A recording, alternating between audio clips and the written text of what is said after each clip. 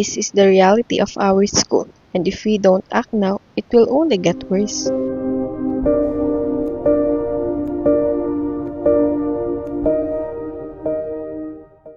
Let's talk about what happens before we throw our trash away.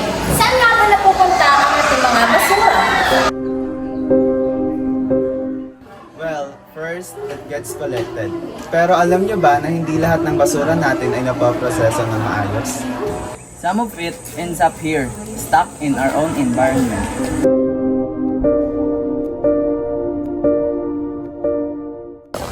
At kapag hindi na-manage ng tama, napupunta ito sa ating waterways. Or even worse, into our oceans, harming marine's life.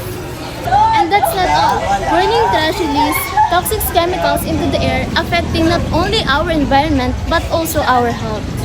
Imagine this, if we don't start managing our waste properly, our campus will turn into a dump site, and it's not exaggeration.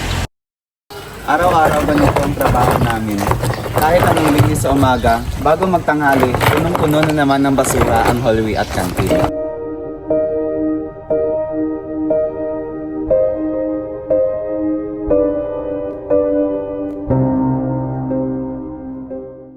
Many people doesn't realize this, but improper waste disposal doesn't just affect the environment, it also affects people.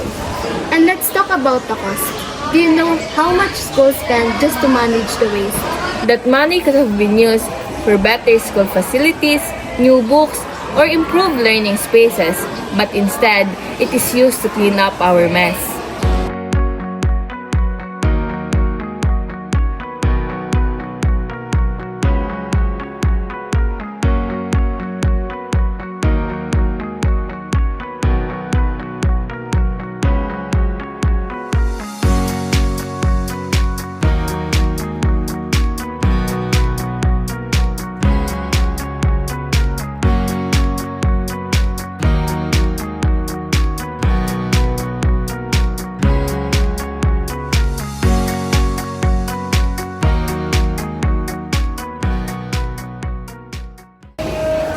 See, change doesn't have to be big.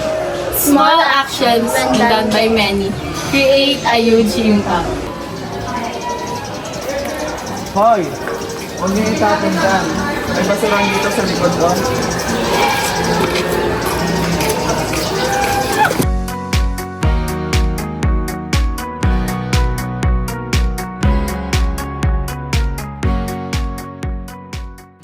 Go!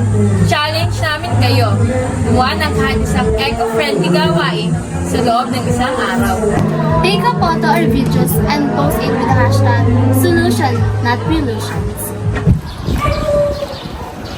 Let's prove that we are part of the solution, not the pollution.